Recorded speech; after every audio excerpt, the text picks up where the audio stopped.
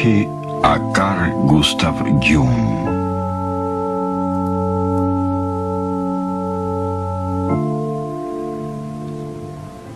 El agua, símbolo predilecto del inconsciente, es un tema central en la vida de Carl Gustav Jung. En efecto, lo ha sostenido, seguido e inspirado durante el transcurso de su existencia. Un nieto del gran psicoanalista suizo, también analista, el Dr. Dieter Baumann, en efecto me ha hecho notar algunas curiosas coincidencias. Jung nació a orillas de un lago, el lago de Constanza, y luego en la primera parte de su existencia se dejó llevar por la corriente del río. Parecía encaminado a una tranquila, demasiado tranquila, aunque prestigiosa carrera académica. Pero en Basilea él comenzó a nadar solo, contra la corriente, en busca de las límpidas fuentes de su propia existencia. En la parte final de su propia vida, a orillas del lago de Zúrich, se siente atraído desde la profundidad de su propia alma por algunas consideraciones, algunas reflexiones fundamentales para la comprensión de la psiquis humana. Desde lo profundo del alma, de Werner Weick.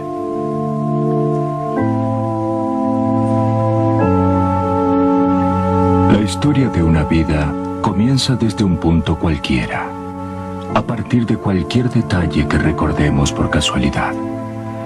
Y en aquel punto, esta ya era muy compleja.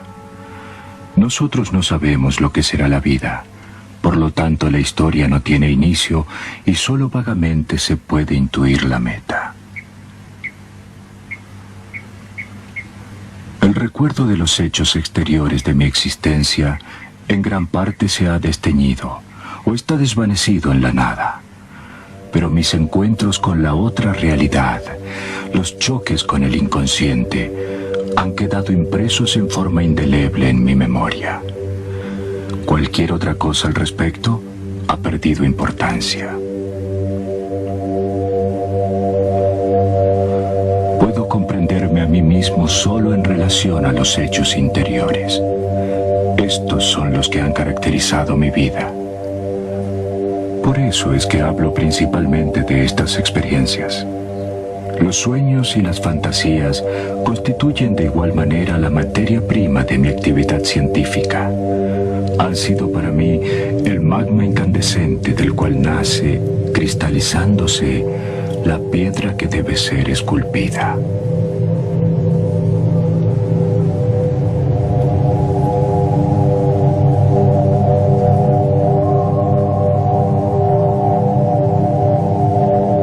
Mis recuerdos se remontan al segundo o tercer año de vida. Recuerdos fragmentarios, desilvanados, sin un nexo aparente, fluctuantes en un mar de incertidumbres. Sufría de indefinibles angustias nocturnas. Percibía presencias oscuras. Se oía siempre el ruido sordo de las cascadas del Reno, alrededor de las cuales existía una zona de peligro. Muchos se ahogaban y sus cuerpos eran arrastrados por la corriente. En nuestro jardín se asomaba una roca. Era mi piedra.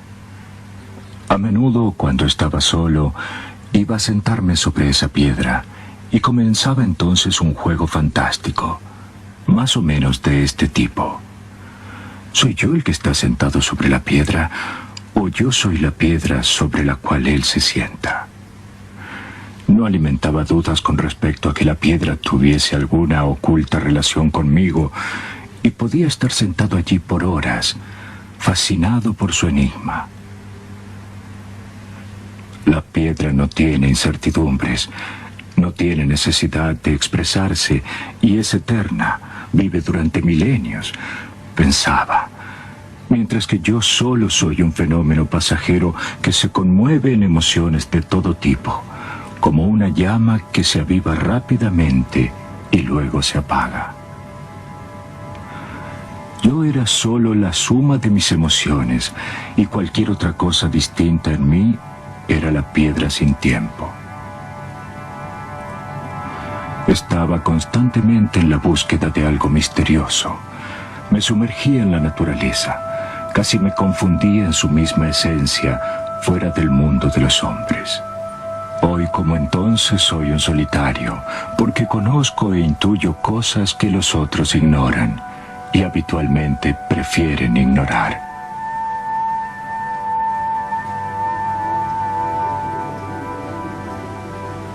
El matrimonio de mis padres fue una prueba de aguante plagada de dificultades.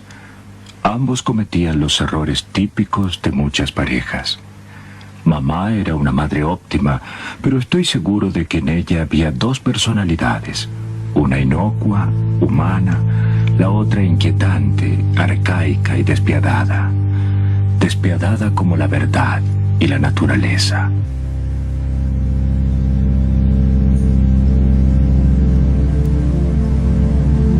También yo poseo esta naturaleza arcaica que en mí se combina con el don, no siempre agradable, de poder ver a la gente y a las cosas como realmente son.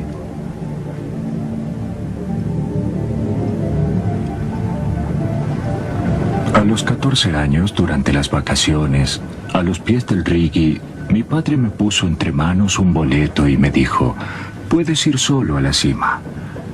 Yo estaba sin palabras por la felicidad. La locomotora comenzó a treparse hacia las alturas vertiginosas, donde abismos y paisajes siempre cambiantes se abrían a mis ojos, hasta que por fin llegué a la cima, y allí, en aquel aire insólitamente ligero, contemplé inimaginables lejanías.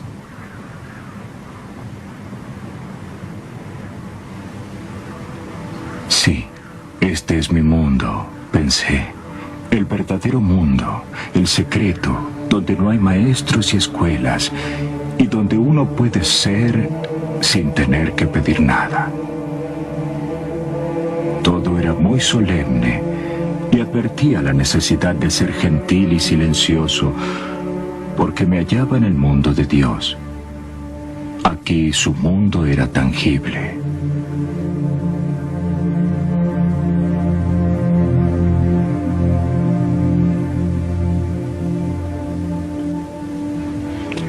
A los 20 años, cuando estudia medicina en Basilea, Jung siente ya una profunda desazón frente a los caminos recorridos.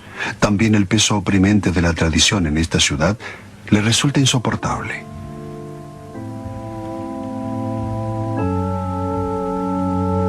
Jung realiza su propia elección profesional luego de la lectura de un manual de psiquiatría de Krafft Ebing. Por fin encuentra un campo de experiencia que recoge hechos biológicos y espirituales en la búsqueda de aquella unión entre psiquis y cuerpo que hasta entonces había sido el tema central de su vida.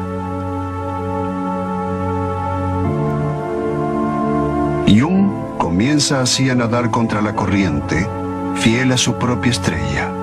Estudia psiquiatría, materia en aquel tiempo aún poco considerada.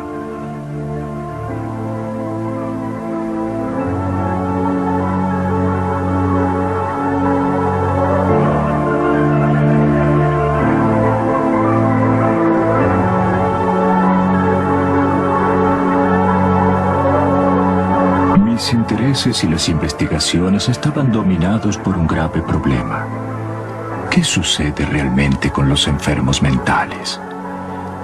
Era una cosa que entonces no alcanzaba aún a comprender, y en la cual ninguno de mis colegas se había interesado nunca. Y en aquel momento Freud fue para mí de vital importancia, especialmente a causa de sus investigaciones fundamentales en el campo de la psicología de la histeria y de los sueños. Gracias a mi trabajo con los pacientes, me di cuenta de que las ideas obsesivas y las alucinaciones contienen un núcleo significativo. Esconden una personalidad, la historia de una vida, esperanzas, deseos. En un primer momento había adherido a la opinión de Freud, según la cual en el inconsciente se encuentran residuos de viejas experiencias. En cambio, mi experiencia real del inconsciente me inducía a creer que estos residuos no eran en absoluto formas muertas, sino que pertenecían a nuestra psiquis viviente. Pronto me di cuenta que como base para la interpretación era correcto tomar a los sueños tal cual son, y esta es su finalidad. Constituyen la realidad de hecho de la cual debemos partir.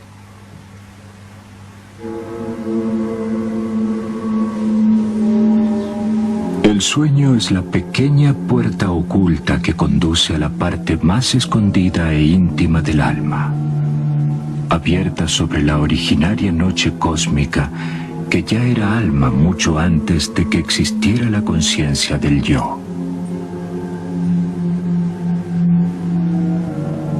La conciencia divide, pero con el sueño nosotros penetramos en el hombre más profundo, universal, verdadero y eterno, aún inmerso en la oscuridad de aquella noche primitiva en la cual él era todo y todo era en él, en la naturaleza indiferenciada y privada de todo yo.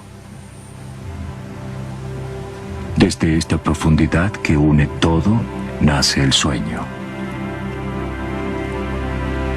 De esta manera, con largos giros, nosotros debemos conducir al individuo a una zona oscura, irrisoriamente insignificante, irrelevante e inesencial de su alma.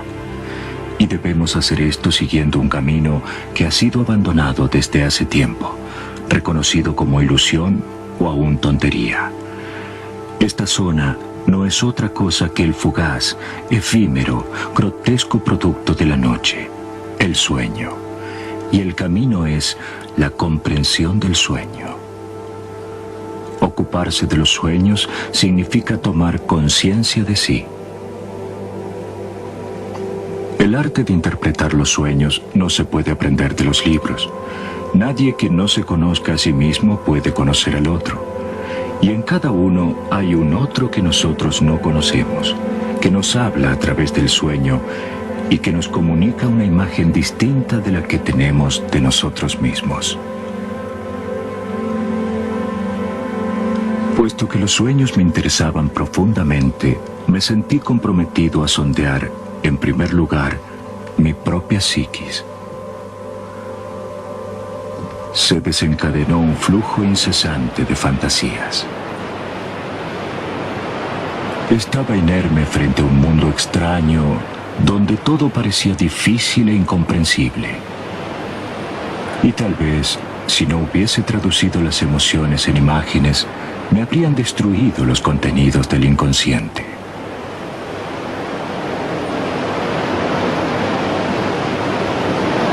Para hacer frente a los asaltos del inconsciente, contaba con la gran ayuda de la certeza de estar obedeciendo a una voluntad superior. Y este sentimiento me dio fuerza mientras no pude dominar la situación. Escribí estas fantasías en el libro rojo, que completé con dibujos. Puse toda mi atención en tratar de comprender una por una todas las imágenes y de clasificarlas lo más racionalmente posible, y sobre todo de actuarlas en la vida. Todas mis obras, toda mi actividad creativa surgieron de estas fantasías iniciales. La responsabilidad humana es grande con respecto a las imágenes del inconsciente. Equivocarse en la interpretación o eludir la responsabilidad moral que tenemos hacia ellas significa privar a la existencia de su integridad, estar condenados a una vida penosamente fragmentaria. He trabajado en este libro durante 16 años.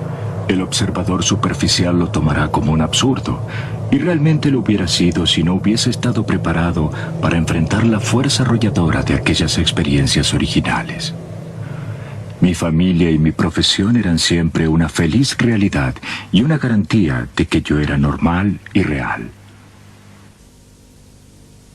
Zu Abend, wenn wir geschaut, nachts an dem roten Buch gesessen, mit Tagen so gesessen im Gartenhäuschen und hat wahnsinnige Mühe, bis er die richtige Farbe hatte und so.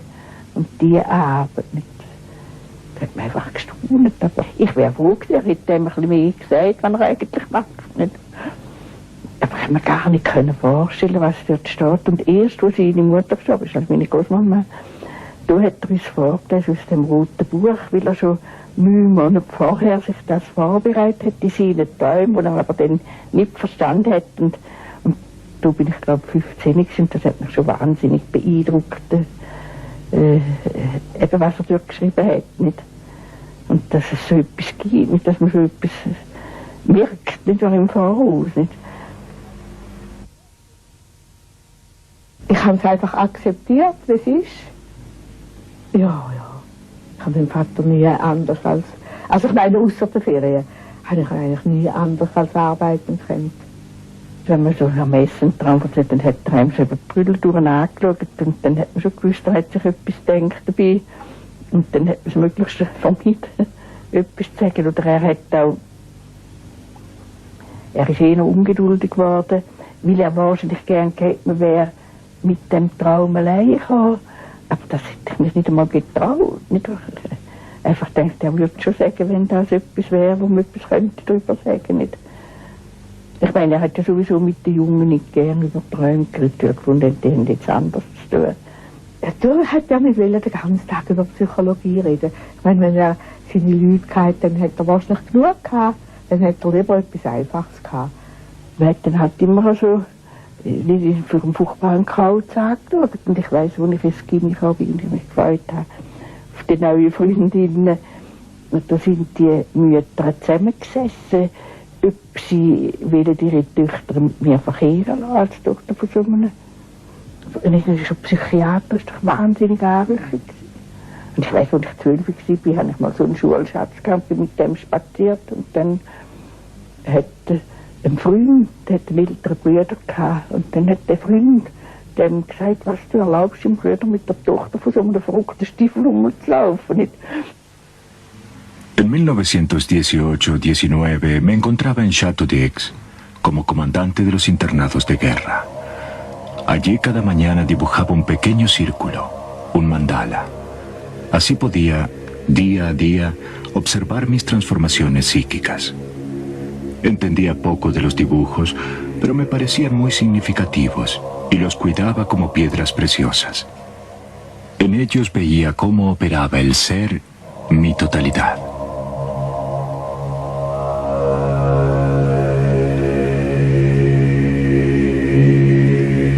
Vi que todos los caminos que había seguido, todos los pasos emprendidos, conducían siempre a un solo punto, o sea, el centro. Tuve cada vez más claro que el mandala es el centro, es la expresión de todos los caminos, es el camino hacia la individuación.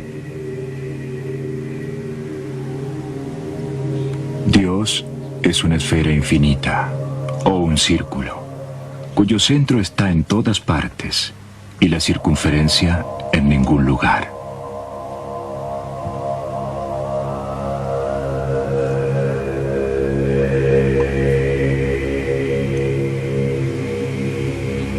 Se dedica muy poca atención a la esencia del hombre, o sea, su psiquis. A menudo he visto personas volverse neuróticas por haberse conformado con respuestas inadecuadas o equivocadas a los problemas de la vida. Buscan la posición, el matrimonio, la reputación, el suceso exterior o el dinero, pero son infelices y neuróticas, aun cuando han obtenido todo lo que buscaban. A menudo las personas de este tipo se relegan a un horizonte espiritual demasiado estrecho. Su vida no tiene suficiente contenido, no tiene significado. Si consiguen adquirir una personalidad más amplia, generalmente su neurosis desaparece. Entre los así llamados neuróticos de nuestro tiempo, hay muchos que en otras épocas no lo hubieran sido, o sea que no hubieran estado en desacuerdo con ellos mismos. Si hubiesen vivido en una época y en un ambiente en que el hombre, a través de los mitos, estaba aún en relación con el mundo ancestral y por lo tanto con la naturaleza experimentada realmente y no vista solo desde el exterior, habrían podido evitar este desacuerdo con ellos mismos. Hoy se quiere oír hablar de grandes programas políticos y económicos, o sea, justamente de aquellas cosas que han conducido a los pueblos a empantanarse en la situación actual. Y he aquí que uno comienza a hablar de sueños y de mundo interior. Todo esto es ridículo. ¿Qué se piensa obtener frente a un gigantesco programa económico, frente a los así llamados problemas de la realidad?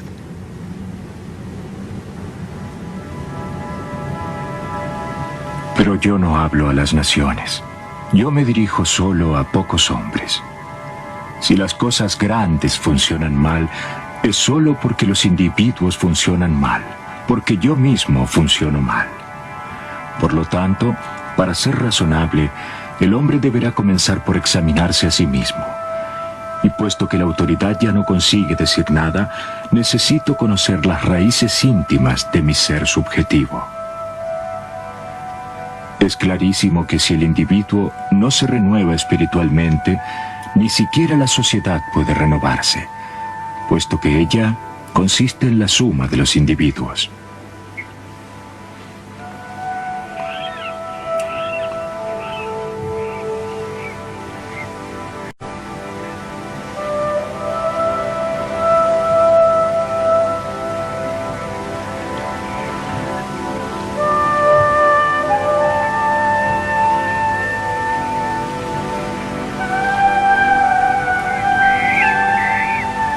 Gesegelt sind wir immer und er hat eben immer, er wäre eben nicht wie andere Leute gesegelt.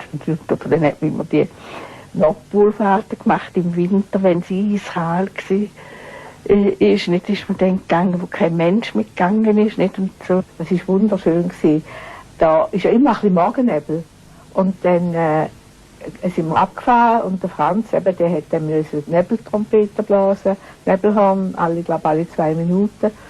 Und bis dann so um die 10 ist dann der Nebel weg und dann hat man dann schön können frei fahren. Und dort hat er uns vorgelesen, weil man dann vor dem Wind das drauf ist, so ist so ein schöner, sanfter, gleichmäßiger Wind, hat er dann vorgelesen. Ich weiss, einmal hat er uns die 4 Zweige des Mabinogi vorgelesen. Das sind so keltische Sagen. Das ist sehr schön gewesen.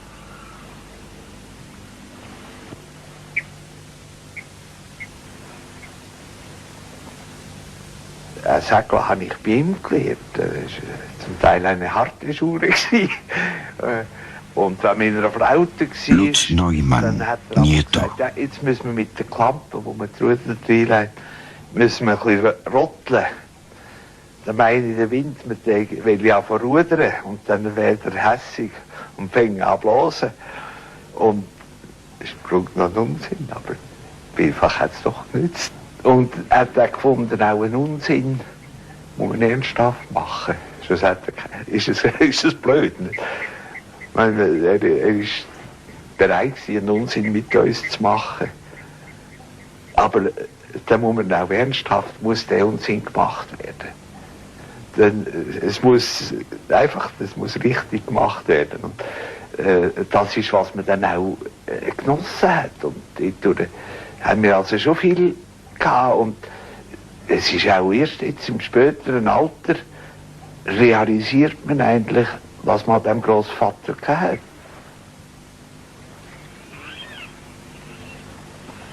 Wenn man auf die Inseln ist gesegelt und da war man total naturverbunden gewesen. Man ist im Zelt geschlafen 4 Wochen und ich hatte einfach auch bei wüstem Wetter. Sind halt nur die Zelte da gewesen.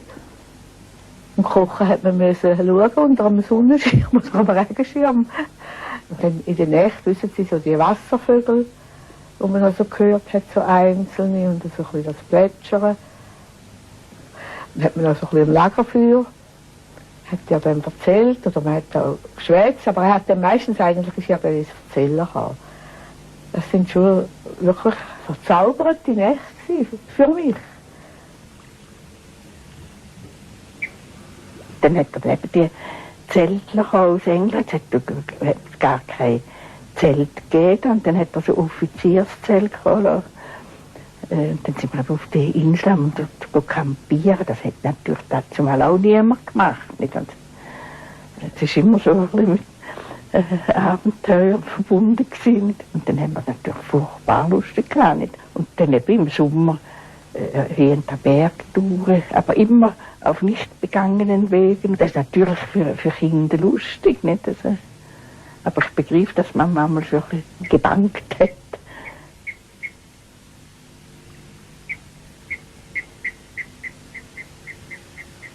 er hat stundenlang einmal gekocht. Nicht? Also einmal, da hat es so furchtbar geregnet und dann sind wir alle bachnass gewesen, dann sind wir im Zelt gesessen und das Zelt ist so feucht gewesen, dass wenn man dran kam, ist man sofort nass geworden. Und wir sind dann im Zelt und haben Spiele gemacht mit diesen Vätern und der Papa ist 7 Stunden gesessen und hat den Hecht gekocht und hat wahnsinnig was alles, hat von einem Fischer dort den Hecht gekauft und dann was er alles zusammengesucht hat, das Krötchen, wo haben müssen dran. Und dann ist er im Ölmantel und Wildwäsche oder Südwesterhut an dem Feuer gesessen und hat aber stundenlang gekocht. Und nachher hat er dann die Pfanne ins Zelt gebracht und wir haben dann den Hecht verzehrt.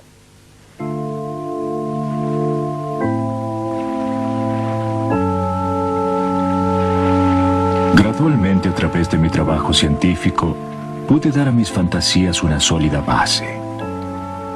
Papel y palabras, sin embargo, no me daban la impresión de ser lo bastante concretos. Necesitaba algo más. Tenía que hacer una profesión de fe en piedra. Este fue el comienzo de la torre, la casa que me construí en Bollingen. Al principio no proyecté una auténtica casa, sino solo una especie de morada primitiva, de un solo piso. Debía ser una construcción redonda, con un hogar en el centro. Tenía en mente una cabaña africana donde el fuego, circundando por pocas piedras, arde en el medio. Las cabañas primitivas dan una idea de totalidad. Quería construir una morada que correspondiese a los sentimientos originarios del hombre. Así, en 1923, surgió el primer edificio circular, y cuando fue terminado, vi que era una auténtica torre. Er hatte immer die Idee gehabt von einem Turm. Nicht. Er hat das erst wieder der Grinau, der Turm, wo der Doppel ist gekauft, aber den hat man nicht können. Und, aber eben, das so fest muss sein. Und auch die Bürgli, die er gemacht hat, die sind doch wie eine, der Bulling ist wie ein grosses Ding von diesen Bürgli, die er als Kind immer gehabt hat, dass es so kompakt ist und so fest, ja, dass man einen Schutz hat. Nicht.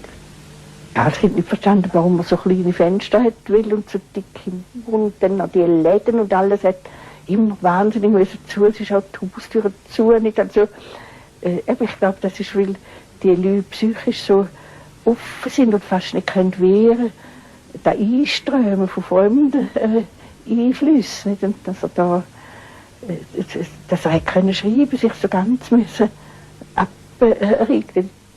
Bevor der Turm zu Bollingen gebaut hat, ist er dort 6 Wochen in Steinbruch gegangen, zum leeren Stein bearbeiten, Stein spalten.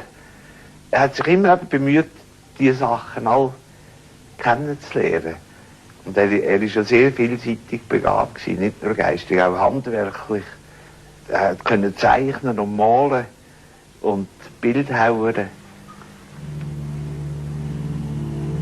En 1927 hice agregar la construcción central.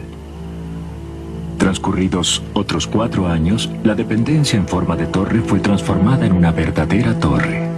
Y en 1935, luego de otro intervalo de 4 años, construí el 4.º elemento.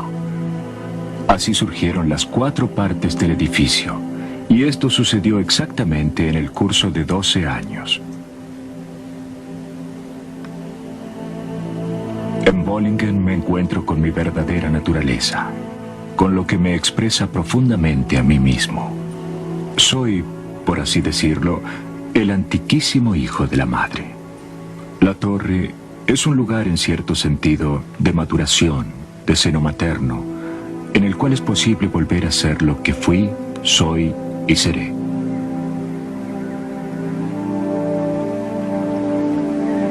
A veces me siento como si me expandiera en el paisaje y en el interior de las cosas, y como si viviera en cada árbol, en el movimiento de las olas, en los animales, en las nubes que van y vienen, en las cosas.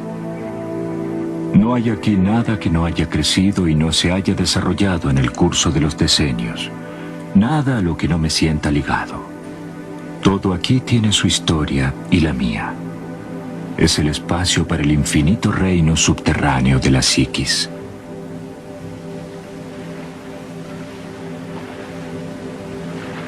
Bollingen me circunda un silencio casi tangible. Se presentan pensamientos que se remontan siglos atrás y al mismo tiempo anticipan un lejano futuro. Se aplaca el tormento de la creación. La creatividad y el juego están uno junto al otro.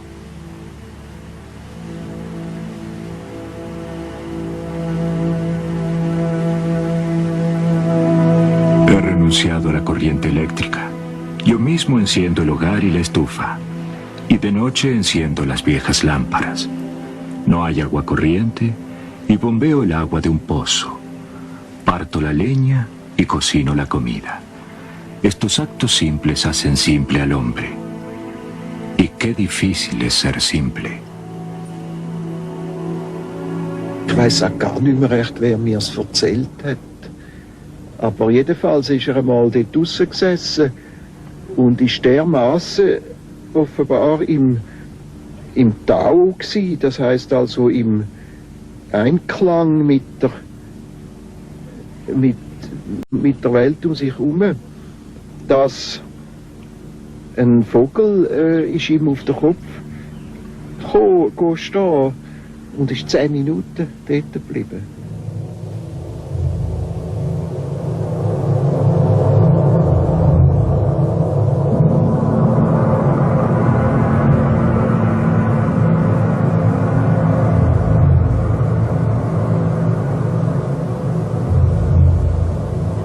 Am Anfang hat sie so gespuckt, das ist glaube ich mal allein. Ich glaube, das war ihm dann gleich ein bisschen unheimlich gewesen.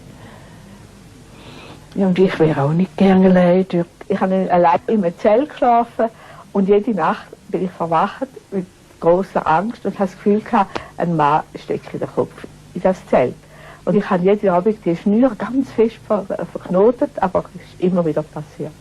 Und dann, wenn ich es erzählt habe im Morgenessen, hat mich mein Vater natürlich sehr ausgelacht. Und dann bin ich dann einmal wütend geworden und er hat gerufen, ich verstand überhaupt nicht, dass du da ein Haus anbaust, da hat es ja Leichen im Boden. Und dann ist natürlich noch mehr gespottet worden. Und dann habe ich geheiratet und bin nach Deutschland und unterdessen hat dann mein Vater einen Anbau gemacht an das Haus. Und dann hat er mir geschrieben, du hattest doch recht, eben, es hat doch Leichen im Boden. Dann haben sie eben das Skelett von dem Soldaten ist so drin, so weiter dort. Und hat eben eine Kugel im Ellenbogengelenk. Und dann hat mein Vater immer richtig Grab gemacht und hat drüber geschossen mit dem Revolver. Und hat den Stein gemeißelt, dem unbekannten Soldaten. Und also ich habe seither nie mehr Angst gehabt dort. Nie mehr.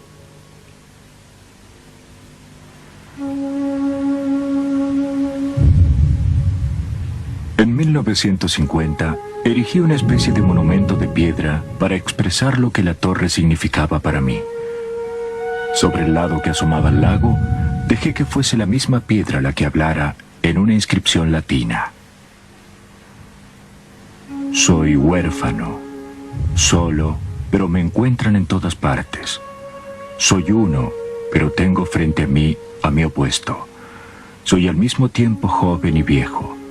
No tengo padre ni madre, por eso deben sacarme de la profundidad como un pez. Por esto caigo del cielo como una piedra blanca. Vago por montes y bosques, pero estoy oculto en lo íntimo del hombre. Para todos soy mortal, sin embargo el mutar de los tiempos no me toca. Aquí está la piedra común cuyo precio es muy modesto. Cuanto más es despreciada por los tontos, tanto más es amada por los sabios. El tiempo es un niño que juega a los dados.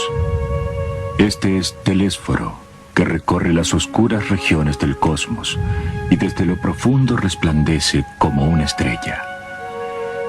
Indica el camino hacia las puertas del sol y a la tierra de los sueños. Als Kind, wenn wir den Sonntagmorgen Spaziergang gemacht, wenn einer Pfütze war, hat er immer mit seinem Stock müssen die ablaufen und Kanäle machen, also bei jedem Bächli immer. Und dann später es ist dort in Bullingen immer so eine Quelle gewesen, wo dann immer so kleine Gerinnsel da runter sind. Und im Frühling, wenn es nicht viel Wasser hatte am See, dann war er dort, wir haben dann auf einem kleinen Stühle gesessen, stundenlang. So. Und ich glaube, da hat er so seine Gedanken, dass die auch den rechten Lauf gehen, eben immer begleitet, eben von etwas Konkretem. Er ist natürlich der Quelle vom Leben und vom Sinn nachgegangen, würde ich sagen. Und das hat er aber so gemacht und hat es eben auch in seiner Forschung gemacht. Und das ist aber das Gleiche, sind zwei Aspekte absolut vom Gleichen gewesen. Also man kann eigentlich sagen, dass er symbolisch gelebt hat. Also Symbol, wo eben sowohl die Physis wie der Geist einschliessen. El mar en el cual nadan los peces inconscientes está ya en su final. El agua se encuentra dentro de la pecera, o sea, en el jarrón de la conciencia. Estamos escindidos del instinto, del inconsciente. Por lo tanto, debemos nutrir el instinto para no volvernos áridos. Por eso la pecera da de beber al pez. Er hat durch nach Sport immer so wahnsinnig gemeistert, an diesen Bildhauerarbeiten. Und ich glaube, dort ist er fast über seine Kräfte gegangen. Darum war es wahrscheinlich der Teufel gewesen. Er hat furchtbar sorgfältig Materie behandelt. Al bellísimo Atis, por el eterno esplendor de la vida.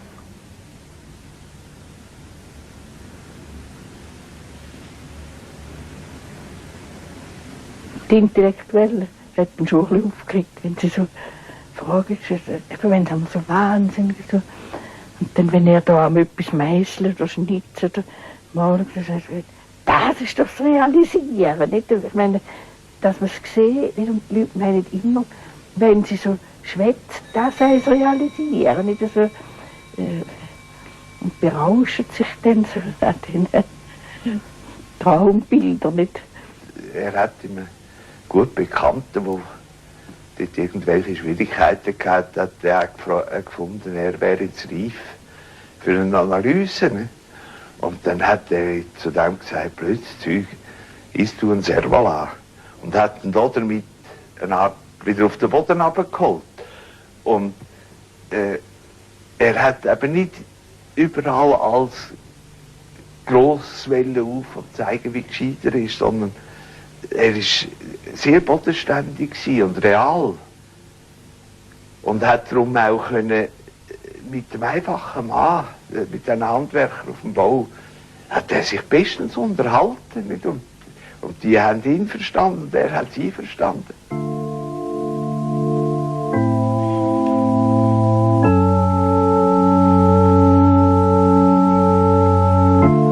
Jung estaba dotado de una intuición formidable que le permitía captar la finita variedad y la centellante indeterminación de los fenómenos psíquicos.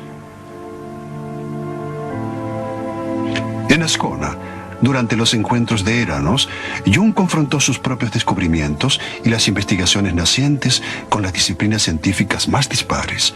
Alrededor de la célebre mesa redonda se reencontraron algunos de los espíritus más iluminados de este siglo. Jung nos ha dejado un número imponente de libros sobre su aventura analítica y filosófica. Estaba de tal manera anticipado a su tiempo que recién hoy comenzamos a intuir su impronta revolucionaria. Ciertas intuiciones suyas solo son comprensibles en la perspectiva de siglos. Pero, como él mismo dijo un día, todo lo que tiene valor es costoso, exige mucho tiempo y requiere mucha paciencia. Jung a menudo es mal interpretado. Tal vez lo comprende solo quien ha podido poner en discusión todas las cosas aprehendidas y creídas durante su vida, y por lo tanto está obligado a replegarse sobre sí mismo y a buscar sin prejuicios en los rincones más escondidos de su propia alma indicios que le muestren un posible camino.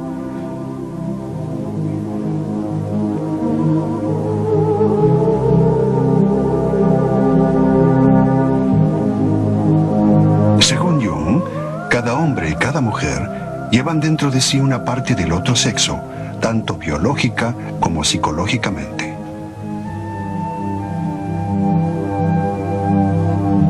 La mujer escondida en la psiquis del hombre y el hombre escondido en la psiquis de la mujer actúan, por así decirlo, como puentes y mediadores hacia las zonas más profundas del inconsciente. en el transcurso de la vida, asumen una función de guía hacia la exploración de sí mismos.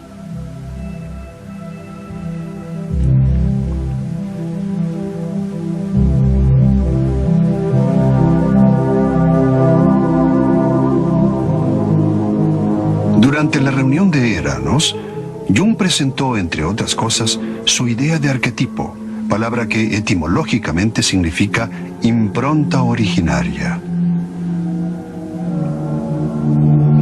Jung había observado que en los mitos, en las leyendas y en las fábulas de cada cultura, independientemente del lugar de procedencia, retoman con frecuencia temas e imágenes dominantes.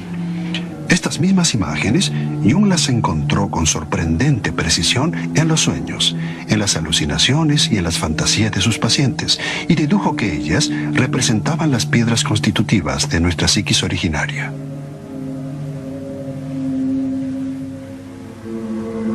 Para Jung, así como el cuerpo, también nuestra mente tiene su historia. En el inconsciente, así como en el cuerpo, se depositan elementos del pasado. Explorando, por así decir, esta sedimentación, a veces conseguimos volver a unir la conciencia con sus orígenes profundos, a su pasado lejano, a sus raíces.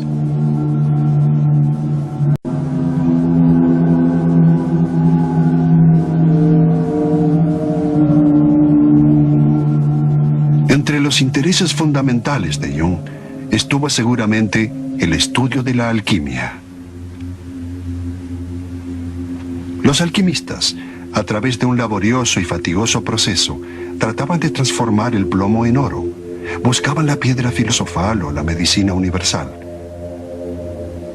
Los más profundos y menos ingenuos se dieron cuenta de que este largo proceso de transformación de la materia en realidad involucraba e implicaba profundas transformaciones psíquicas y espirituales.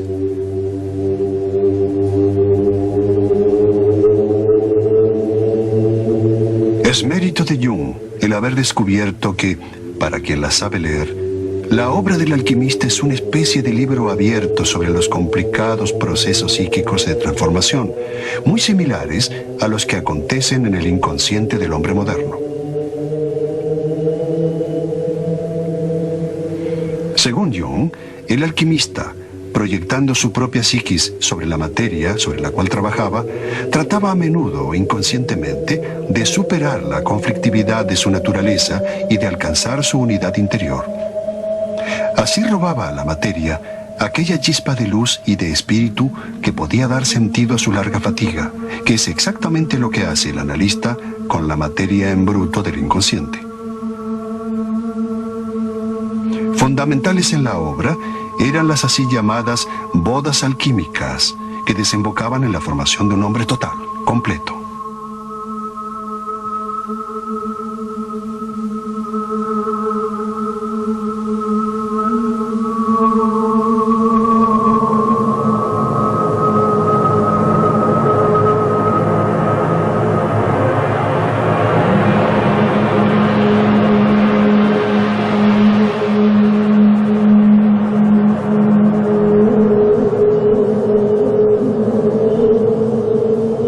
De 1944 me fracturé una pierna y a esta desventura le siguió un infarto cardíaco. En estado de inconsciencia tuve delirios y visiones. Me parecía estar suspendido en lo alto, en el espacio, y debajo de mí, lejos, veía el globo terrestre envuelto en una espléndida luz azulina y distinguía los continentes y el azul oscuro del mar. En muchos puntos el globo parecía coloreado o manchado de verde oscuro, como plata oxidada.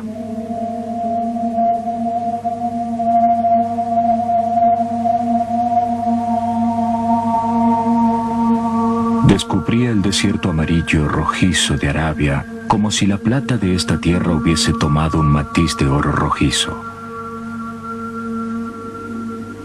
Luego seguía el Mar Rojo.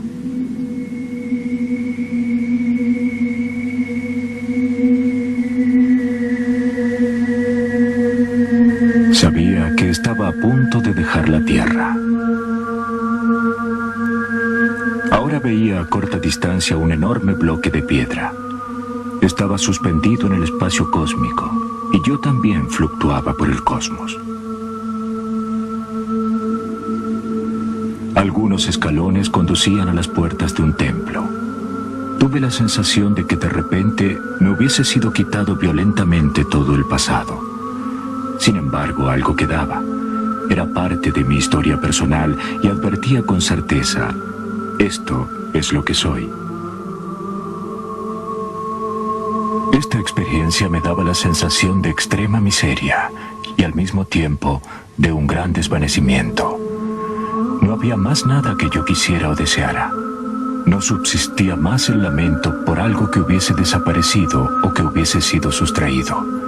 Al contrario, poseía todo lo que yo era y solo esto.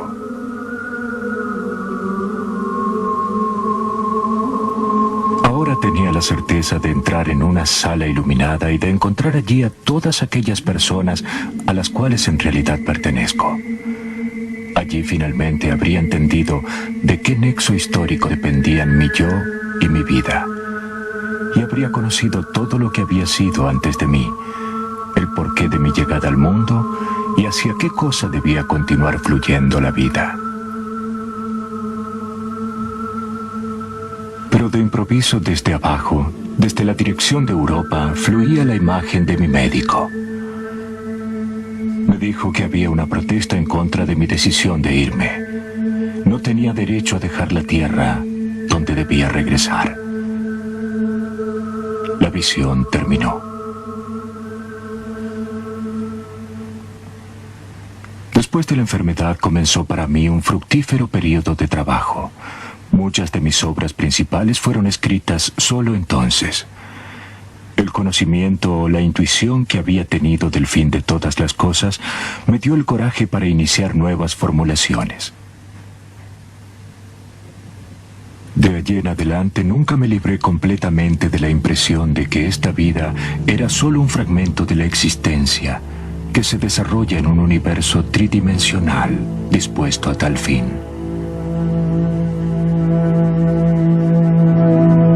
Aún evitando la palabra eterno, puedo describir mi experiencia como beatitud de la condición no temporal, en la cual presente, pasado y futuro son una sola cosa.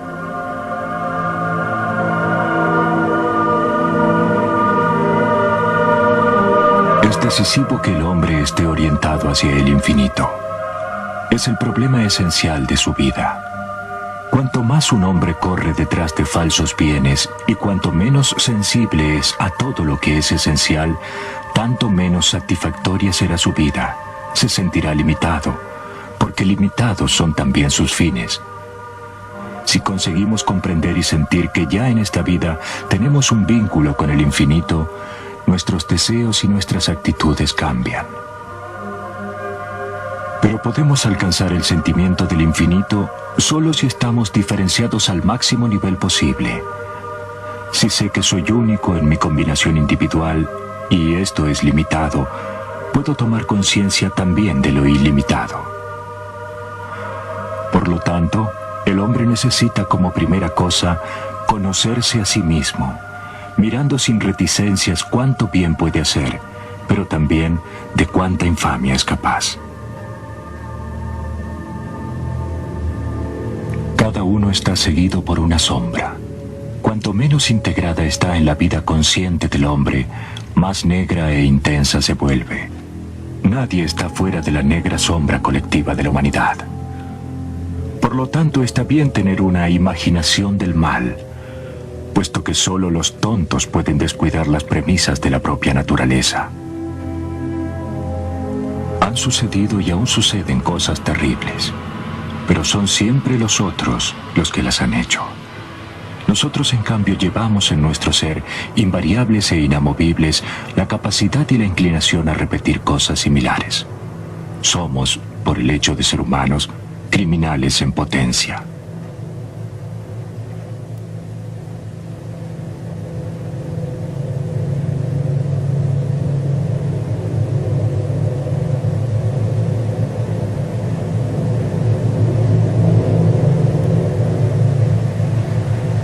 Tanto en mi experiencia de médico como en mi vida, me encontré repetidamente frente al misterio del amor, y nunca fui capaz de explicar lo que esto era.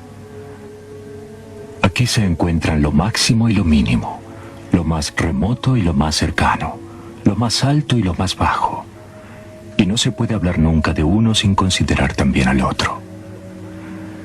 El amor sufre cada cosa y soporta cada cosa. Estas palabras dicen todo lo que hay para decir. No hay nada para agregar. Porque nosotros somos, en el sentimiento más profundo, las víctimas o los medios y los instrumentos del amor cósmico. Siendo una parte, el hombre no puede entender el todo. Está a su merced.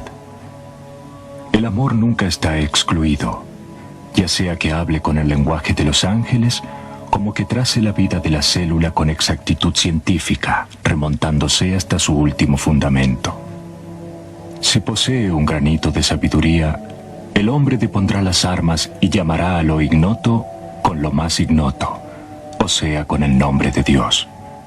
Será una confesión de imperfección, de dependencia, de sumisión, pero al mismo tiempo un testimonio de su libertad de elección entre la verdad y el error.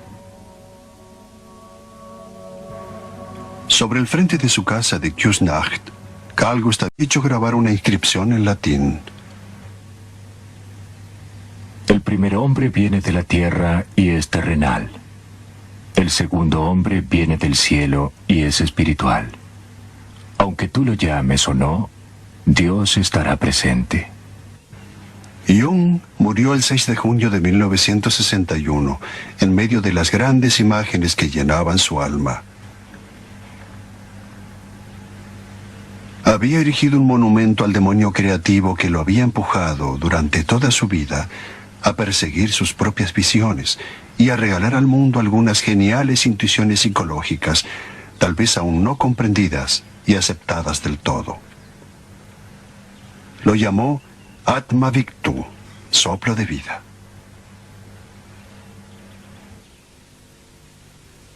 Die letzten 24 Stunden ist einfach so da gelegen. Aber wenn man angelangt hat, hat er also nicht mehr reagiert. Er ist schon so weg gewesen. Und die letzten Atemzüge sind so wunderbar gewesen, also, dass ich denke, man darf gar nicht ruhig sein. Und dann ist er eben dann, der blitzt, plötzlich der Donnerschlag, wo der Blitz in die Pappe gefahren ist, was heiter Himmel, der verrückt sind.